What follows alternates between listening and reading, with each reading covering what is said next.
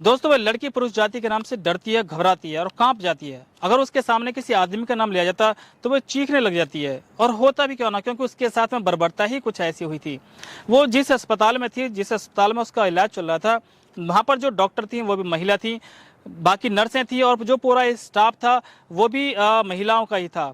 उस अस्पताल में ना तो किसी आदमी के घुसने की इजाज़त थी और ना ही किसी आदमी का वहाँ पर नाम लिया जा सकता था। उस महिला के साथ करीब 24 घंटे तक 12 लड़कों ने रेप किया था और उसकी हालत इतनी खराब हो गई थी कि उसे अस्पताल में भर्ती होना पड़ा। और अगर कहे ये भी जाए कि जो दिल्ली में निर्भया कांड हुआ था, ये हादसा उससे भी ज़्यादा गंभीर था। और इतना गंभीर हादसा होने के बाद में लड़की का डरना और चीखना स्वाभाविक था। ये घटना दोस्तों महाराष्ट्र के पुणे शहर की है। महाराष्ट्र के पुणे शहर में एक बनवारी थाना क्षेत्र होता है और इस बनवारी थाना क्षेत्र में एक गांव होता है। इस गांव में एक परिवार काफ़ी गरीब है और इस परिवार का जो मुखिया है वो मालीगिरी काम करता है, पेड़ पौधों की देखभाल करता है और वहाँ से जो कमाई होती थी उससे ही अपने घर का जो गुजारा है वो होता रहता है। उनकी एक बेटी होती है और बेटी एक कॉलेज में पढ़ने जाती है। इस कॉलेज में उसकी एक लड़के से दोस्ती होती है और वो दोस्ती धीरे धीरे कब प्यार में बदल गई इसके बारे में जानकारी ही नहीं हो सकी। काफ़ी दिन तक वो जो उनका प्यार है वो इस तरह से चलता रहा और धीरे धीरे जो प्यार है वो परवान चढ़ गया। और जब उनका प्यार परवान चढ़ गया तो उन्होंने साथ में जीने और मरने की कस्में भी खा ली। दोस्तों, 31 अगस्त की रात होती है। वो लड़का उस लड़की को पुणे के रेलवे स्टेशन पर बुलाता है। तो रात के करीब 10 बज रहे थे। वो लड़की पुणे के रेलवे स्टेशन पर पहुंच जाती है और पुणे के रेलवे स्टेशन पर पहुंचने के बाद उस लड़के का वहीं बैठकर इंतजार करने लगती है। उसे लगा था कि शायद लड़का आने में लेट हो गया है और इसी वजह से उसका इंतजार करते करते करीब उसे 1.5 से 2 घंटे वहां पर गुजर जाते हैं। और जो समय होता है लगभग 11:30-12 बजे का वो समय हो जाता है रात के। अब वो लड़की अपने घर से क्योंकि बगैर बताए आई थी तो अपने घर वापस भी जाने में हिचकिचा रही थी और काफ़ी जब वहाँ उसे इंतजार करना पड़ा तो धीरे धीरे उसकी आंखों से आंसू चलने लगे और उसने रोना वहाँ पर शुरू कर दिया। एक ऑटो चालक था जो वहाँ से गुजर रहा था। उसकी उम्र करीब 30 से 35 वर्ष थी। ऑटो चालक ने जब उसे देखा कि लड़की बैठी बैठी रेलवे स्टेशन पर रो रही है तो वो उसे देखकर चुपचाप वहाँ से निकल गया। लेकिन कुछ ही देर बाद वो ऑटो चालक वापस रेलवे स्टेशन पर आता है और आकर लड़की से पूछता है कि आप क्यों रो रही हो। लड़की उसे कुछ नहीं बताती है। लड़की चूंकि रो रही थी तो वो कहता है कि बहन आप डरो मत, आपकी जो समस्या है वो मुझे आप बता सकती हो। लड़की उसे अपने बारे में बताती है कि एक लड़का है जो मेरा यहाँ पर वेट करने के लिए उसने बोला था और मैं यहाँ पर काफ़ी देर से वेट कर रही हूँ लेकिन लड़का नहीं आया। वो कहता है कि चलिए कोई बात ना, आप निश्चिंत रहिए, हो सकता है कि थोड़ी बहुत देर में यहाँ आ जाए। और वो ऑटो चालक फिर दोबारा वहाँ से चला जाता है। लेकिन ऑटो चालक के मन में शायद कुछ गलत था। वो तीसरी बार वहाँ पर आता है, उसके हाथ में पानी की बोतल होती है और वहाँ पर आकर लड़की से बोलता है कि जिसका आप वेट कर रही हो वो रेलवे स्टेशन के बाहर खड़ा है और आने में डर रहा है कि मैं लड़की के पास तक नहीं जा पाऊंगा क्योंकि मैं लेट हो चुका हूँ। उसने कहा कि वो आपको बाहर बुला रहा है।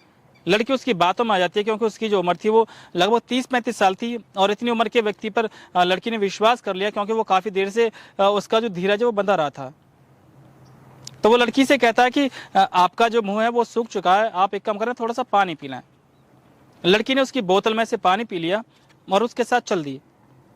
जैसे ही लड़की रेलवे स्टेशन से बाहर आती है तो उसे धीरे धीरे चक्कर आना शुरू हो जाता है और जब उसे चक्कर आना शुरू हो जाता है तो वो जो ऑटो चालक था उस लड़की को अपने ऑटो में बैठा लेता है और ऑटो में बैठाने के बाद उस ऑटो को चला देता है और एक जंगल की तरफ उस ऑटो को मोड़ देता है।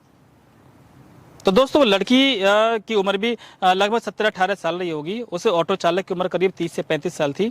जंगल में ले जाता है और जंगल में जैसे ही ऑटो पहुंचता है तो लड़की धीरे धीरे धीरे बेहोश हो जाती है और बेहोशी की हालत में उस लड़की के साथ वो बलात्कार करता है।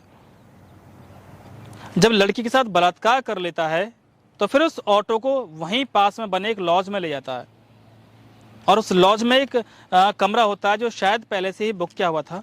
उस कमरे में उस लड़की को ले जाता है नशे की हालत में और उस कमरे में पहले से ही 11 लड़के और बैठे होते हैं। शायद हो सकता है कि वो इसी तरह का टारगेट बनाते हों। जब वो लड़की कमरे में चली जाती है, 11 लोग वहाँ पर उसे मिलते हैं। हालांकि वो नशे की हालत में थी और धीरे धीरे उसका जो नशा था वो उतर ही रहा था। वो सभी लोग उस लड़की के सारे कपड़े उतार देते हैं, उसके शरीर पर एक भी कपड़ा नहीं छोड़ते हैं। लड़की जैसी होश में आती है तो बहुत ही बेकार महसूस करती है, बहुत ही शर्म महसूस करती है और उनसे रो रो कर रिक्वेस्ट करती है कि आप मुझे मेरे घर तक पहुंचा दो। लेकिन उन 12 दरिंदों में से किसी को भी उस पर ना तो दया आई और ना ही रहम आया। 12 दरिंदे बारी बारी से करीब 24 घंटे तक उसके साथ बलात्कार पे बलात्कार करते रहते। लड़की की हालत इतनी खराब हो चुकी थी कि वो शायद उठ भी नहीं पा रही थी। वो बार बार रोती है, चीखती है, खाने के लिए मांगती है, पीने के लिए मांगती है, लेकिन ना तो उसे कोई खाने के लिए दे रहा था, ना उसे कोई पीने के लिए दे रहा था और शायद ही उसकी चीखने की आवाज़ बाहर तक पहुंच पा रही थी। लॉज में और भी बहुत सारे कमरे थे, लॉज में स्टाफ और भी बहुत सारा रहता, लेकिन शायद उसकी चीख कोई भी वहाँ नहीं सुन पा रहा था। या फिर हो सकता है कि लॉज वाले भी इस दुष्कर्म में शामिल हो, इस गलत काम में शामिल हो सकता है कि जो 12 लड़के थे उनमें लॉज वाले भी शामिल हो और हो सकता है कि इसी तरह की दरिंदगी उस लॉज में वहां पर होती रहती हो। जब 24 घंटे गुजर जाते हैं और सब बारी बारी से उसे अपना शिकार बनाते रहते हैं तो उनमें से एक लड़के को थोड़ी दया आ जाती है और मौका पाकर उस लड़की को वहां से ले जाकर वो फरार हो जाता है। उस लड़की को वो वापस पुणे स्टेशन पर छोड़ देता है और वहां पर जब पुणे के स्टेशन पर उसे वापस छोड़ देता है, अगली रात 24 घंटे के बाद जो रात आने वाली है, उस रात में जब उसे पुणे के रेलवे स्टेशन पर छोड़ देता है तो लड़की बदहवास हालत में उस स्टेशन पर बैठी बैठी रोती रहती है। इस स्टेशन पर 2 सफाई कर्मी होते हैं जिनकी नज़र उस लड़की पर पड़ती है और लड़की पर नज़र पड़ने के बाद वो एक ही बार में समझ जाते हैं कि शायद इसके साथ कुछ गलत हुआ है। लेकिन जो दोनों सफाई कर्मी थे वो उस लड़की के पास आते हैं और उसे बहला फुसलाकर अपने साथ ले जाते हैं। ये दोनों सफाई कर्मी भी दरिंदे होते हैं और उसके साथ बारी बारी से बलात्कार करते हैं। जब इनकी हवस पूरी तरह से बुझ जाती है तो इस लड़की को ट्रेन में बैठा देते हैं। उस ट्रेन की जो दिशा थी वो उत्तर की तरफ थी और जब वो लड़की उस ट्रेन में बैठ जाती है तो अपने होश हवास में पूरी तरह से नहीं होती है। वो लड़की उस ट्रेन के कोने में बैठी बैठी रोती रहती है, सुबकती रहती है और उसकी जो हालत थी वो देखने लायक बिल्कुल भी नहीं थी। ये ट्रेन उसे कई सौ किलोमीटर दूर ले जाती है और जहाँ पर वो ट्रेन रुकती है वो चंडीगढ़ रेलवे स्टेशन होता है। जब चंडीगढ़ रेलवे स्टेशन पर वो ट्रेन पहुँचने ही वाली थी उससे पहले एक पुलिसकर्मी को उस लड़की पर नज़र पड़ती है और वो पुलिसकर्मी उस लड़की को देखकर एक बार में समझ जाता है कि शायद इसके साथ कोई दरिंदगी हुई है। वो पुलिसकर्मी उससे बात करना चाहता है और उसके हालात जानना चाहता है। क्योंकि पुलिसकर्मी भी एक आदमी ही था इसलिए वो लड़की उससे बात करना नहीं चाहती और जैसे वो उसके नज़दीक पहुंचता तो वो चीखने लग जाती है। इस पुलिसकर्मी ने कई बार प्रयास करा उससे बात करने का, लेकिन ये लड़की उससे बात नहीं कर पाती है। उस पुलिसकर्मी ने इसकी जानकारी CWC यानी चाइल्ड वेलफेयर कमेटी को दी और चाइल्ड वेलफेयर कमेटी से एक महिला अधिकारी वहां पर पहुंचती है। वो पुलिसकर्मी उसे बताता है और जब वो महिला अधिकारी उस लड़की के पास पहुंचती है तो लड़की उससे भी असहज महसूस करती है। लेकिन मैं तारीफ करना चाहूँगा इस महिला अधिकारी के। उस महिला अधिकारी ने रेलवे स्टेशन पर रोककर उस लड़की को बड़े प्यार से अपने पास बैठाया, उसे माँ की तरह प्यार दिया, माँ की तरह दुलार दिया। उसके आंसू पहुँचती रही, काफ़ी देर तक उसके आंसू पहुँचती रही और उसका धीरज बनाती रही। जब काफ़ी देर बाद लड़की अपने पूरे होश-ओ-हवास में होती है और उसे लगता है कि क्यों ना इन पर विश्वास कर ले जाए और उसके बाद लड़की अपनी कहानी बतानी शुरू करती है। तो दोस्तों जो पुलिसकर्मी था वो किनारे पर साइड में खड़ा होकर उसकी कहानी सुन रहा था और जो महिला अधिकारी थी उसने लड़की को अपनी गोद में बैठाया हुआ है और बड़े प्यार से उसका जो सर है उसे सहला रही थी और उसे धीरज बंधा रही थी, उसकी हिम्मत बंधा रही थी। जैसे वो लड़की उस महिला अधिकारी को अपनी कहानी बताती है, आप बीती बताती है और अपने साथ हुई दरिंदगी के बारे में जो अपनी दास्तान बयान करती है तो महिला अधिकारी फूट फूट कर रोने लगती है और उस लड़की को अपने कलेजे से लिपटा लेती है। वहीं जो पुलिसकर्मी साइड में खड़ा होकर उसकी कहानी सुन रहा था वह भी जोर जोर से रोना शुरू कर देता है।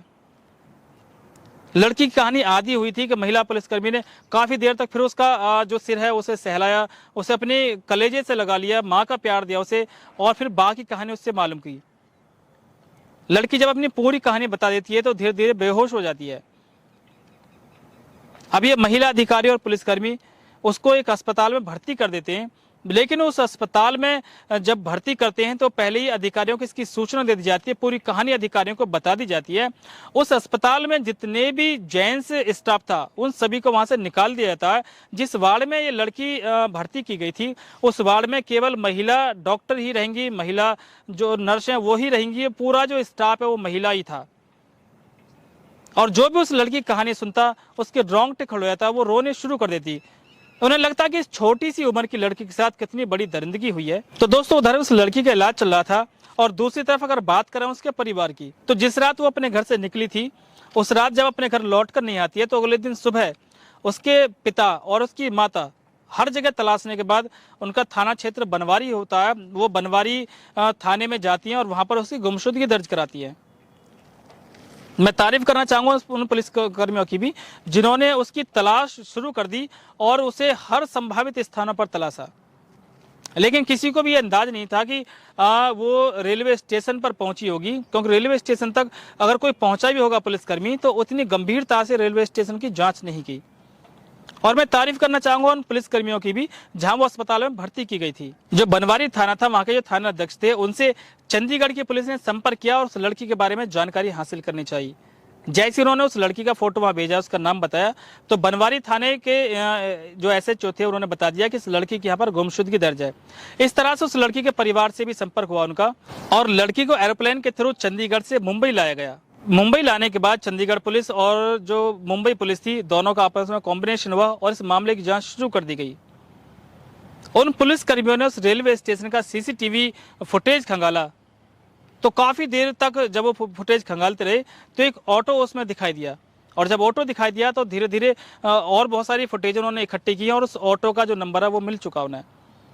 ऑटो नंबर से उस ऑटो ड्राइवर को पकड़ा और उसे गिरफ्तार कर लिया गया। बाद में जो 12 लोग थे जिन्होंने उस होटल में उसके साथ दरिंदगी की थी उन सभी को गिरफ्तार कर लिया गया। और बाद में जो दादर रेलवे स्टेशन था जहां पर इस लड़की के साथ 2 सफाई कर्मियों ने भी दुष्कर्म किया था उनको भी गिरफ्तार कर लिया गया। इस पूरे मामले को पुलिस ने इतनी गंभीरता से लिया कि सारे जितने भी इसमें अपराधी थे, जितने भी दोषी थे, सभी को गिरफ्तार कर लिया गया और लड़की की हालत काफ़ी दिनों में जाकर ठीक हुई। हालांकि अब वो किस कंडीशन में, किस हाल में, इसके बारे में हमें कोई जानकारी नहीं है, ना ही कोई इसके बारे में अपडेट है और होनी भी नहीं चाहिए, क्योंकि कोई भी मामला है अगर वो दब जाए इसी तरह से, जो अपराधी वो पकड़े जाएं और उनकी जो पीड़ित परिवार है उनकी अगर पहचान उजागर ना हो तो इससे बढ़िया और कुछ भी नहीं हो सकता है। तो दोस्तों इस तरह कहानी सुनाने का केवल यही उद्देश्य है कि लोग जागरूक रहें, सतर्क रहें, क्योंकि इस तरह के जो मामले हैं वो देश में बहुत जगह सुनाई दे चुके हैं। और हाल ही में एक श्रद्धा वाला भी जो मामला है वो चल रहा है, मीडिया ने काफ़ी उसे हाईलाइट भी किया हुआ और होना भी चाहिए। जब तक अपराधी को सजा न मिले तब तक वो मामला हाईलाइट हो ताकि अपराधी को उसकी उचित सजा मिल सके। तो दोस्तों हमारा इसी वीडियो को बताने का, इस कहानी को बताने का केवल यही मकसद है कि लोग जागरूक बने और अपने बच्चों पर ध्यान दें। थोड़ा सा टाइम अपने बच्चों को निकाल कर जरूर दें, उनकी काउंसलिंग करें, उन्हें हमेशा भरोसा दें और उन्हें इस लायक बनाएं कि अगर कोई भी बात हो तो आपसे छुपाए ना, आपसे वो सारी बातें बता दिया करें ताकि वो किसी भी झांसे में आने से बच सके। तो चलिए दोस्तों, फिर आपको जागरूक करने के लिए एक सच्ची घटना जल्दी ही आपके सामने लेकर आएंगे। तो आप 6 PM चैनल को अपना प्यार दें और 6 PM चैनल को सपोर्ट करने के लिए हमारे चैनल को सब्सक्राइब करें, क्योंकि इसी तरह की जो कहानी है, जो जागरूकता वाली कहानी है, वो लगातार हम अपने चैनल पर लाते रहते हैं और हर शाम 6 बजे हम इस तरह की कहानी आपको लगातार सुनाते हैं।